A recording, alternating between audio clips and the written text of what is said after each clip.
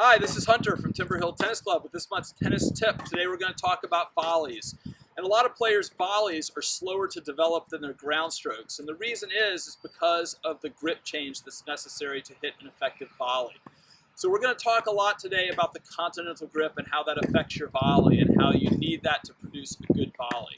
And first we'll start off by talking about what a Continental grip is. And so a lot of players I see will hit their volleys with a forehand grip, something like an Eastern grip where the index finger knuckle is up against the flat part of the racket.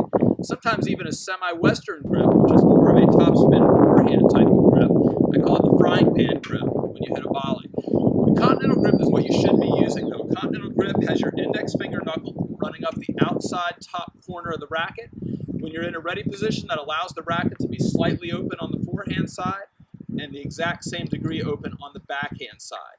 And that's probably one of the biggest advantages you have using a Continental grip on the volley is that your racket is coming from the same orientation on both sides of the ball.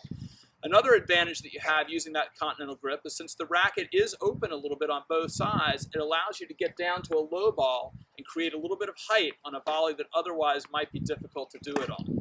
The third big advantage to that Continental grip on the volley is it allows you to create a little bit of backspin on the ball, creating a lower bounce on your volley when it goes to your opponent. Probably the biggest advantage of the Continental grip is that it puts your wrist in the strongest possible position when you're contacting the ball. If you're using a different grip than Continental, if you're trying to get under the ball, you have to turn your wrist at an awkward angle.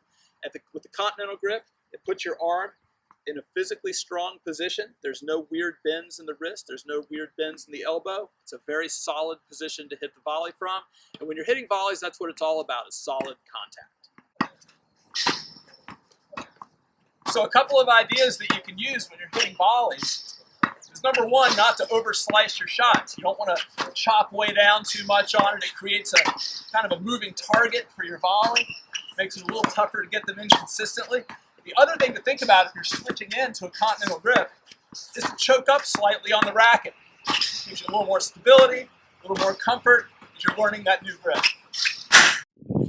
So when you're practicing this Continental grip, make sure you stick with it so you can develop your volleys into as strong a weapon as your ground strokes so you can be a threat from all over the court. See you next time.